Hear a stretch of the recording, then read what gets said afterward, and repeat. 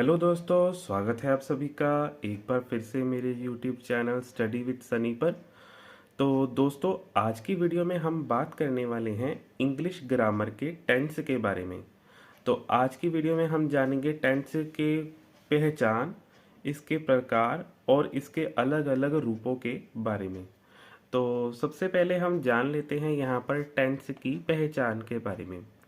तो टेंस की पहचान क्या होती है, यहाँ पर हम देख लेते हैं।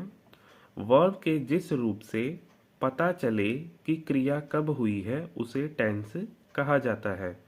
यहाँ पर कहा गया है कि वर्ब के जिस रूप से पता चलता है कि क्रिया पास्ट में हुई है, प्रेजेंट में हुई है या फिर फ्यूचर में हुई है। जब पता चले कि क्रिया कब हुई है इन तीनों में से, तो उसे टेंस कहा जाता है।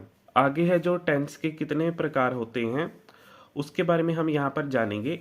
तो टेंस के 3 प्रकार होते हैं, जो हिंदी में हम जानते हैं कि काल के 3 प्रकार होते हैं। तो इंग्लिश में हम काल को टेंस कहते हैं। तो टेंस के 3 प्रकार होते हैं, वो कौन कौन से होते हैं उनके बारे में हम यहाँ पर जान लेते हैं। जो सबसे पहला जो टेंस का प्रकार होता है वो होता है प्रेजेंट टेंस। प्रेजेंट टेंस को हम हिंदी में कहते हैं वर्तमान काल। और दूसरा जो टेंस होता है वो होता है पास्ट टेंस, इसको हम कहते हैं भूतकाल। आगे जो तीसरा टेंस होता है वो होता है फ्यूचर टेंस, जिसको हम कहते हैं भविष्य काल। आगे चलकर इन तीनों को, यानी कि ये जो प्रेजेंट, पास्ट और फ्यूचर टेंस हैं, इनके भी आगे चलकर 4 प्रकार के रूप होते हैं। वो कौन कौन से रूप होते हैं उनके बारे में हम यहाँ पर जान लेते हैं। इनको दोस्तों हम अलग से एक वीडियो में कवर करेंगे। तो सबसे पहले हम जान लेते हैं, जो पहला रूप होता है वो होता है सिंपल टेंस। दूसरा जो रूप होता है वो होता है कॉन्टिन्यूअस टेंस। तीसरा जो रूप है वो है परफेक्ट टेंस।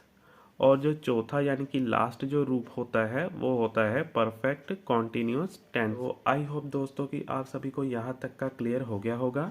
तो बाकी इन चारों जो रूप हैं, यानी कि ये जो 4 रूप हैं टेंस के, इनको हम अलग वीडियो में कवर करेंगे।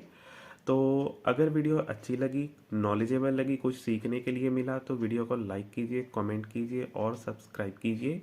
अभी के लिए दोस्तों मुझे दीजिए इजाज़त। धन्यवाद।